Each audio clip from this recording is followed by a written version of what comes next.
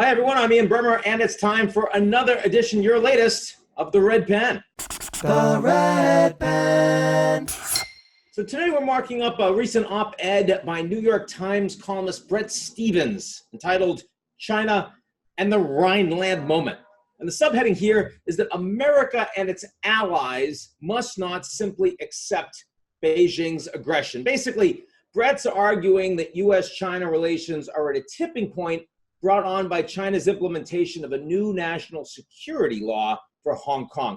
And he compares this to Hitler's occupation of the Rhineland in 1936, describes it as the first domino to fall in Beijing's ambitions. Now, I mean, no question the United States and China are at a precarious place in our relationship, the worst U.S.-China relationship that we've seen since the collapse of the Soviet Union, maybe even the start of a Cold War. But to imply that this is the brink of an actual war, as the Rhineland moment was with the Germans, is a bit misguided. Let's take a look at some of his key points. First, let's start with China's actions mirroring a Nazi Germany's attempt to take over Europe. Stephen writes, the concept of one country, two systems was supposed to last until 2047 under the terms of the 1984 Sino-British Joint Declaration, the handover that in 1997. Now China's rulers have been openly violating that treaty, much as Germany openly violated the treaties of Locarno and Versailles. Hong Kong is definitely a tragedy, and it is a breach, but it's not a domino. And setting aside Taiwan, an ally of the United States that China does indeed intend to take over, it's hard to make the argument that China has imperial ambitions across Asia the way that the Nazis did in Europe.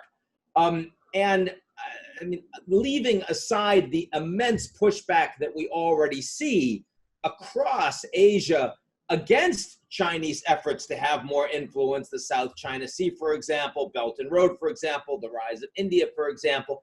It's not as if the Chinese, this is not territorial ambitions, this is economic investment and leverage, again, not leading to a tipping point into war. Second point, on Taiwan, Bret Stephens writes, the United States should upgrade relations with Taiwan and increase arms sales, including top-shelf weapon systems such as the F-35 and the Navy's future frigate. And actually, I mean, if you wanted to tip into war, this is where you actually need to be the most careful. I mean, the fact is that the United States should clearly continue to support Taiwan, including militarily, but you want to do so without backing Beijing into a corner. And it's been very clear there have been red lines on both sides in this relationship. Consistently, the one for Beijing that they have maximally escalated over has been Taiwan. The Americans have every capacity to maintain status quo, and there is very strong nationalism against Beijing in Taiwan, a new nationalist elected government, stronger support for the United States, technology integration with the United States.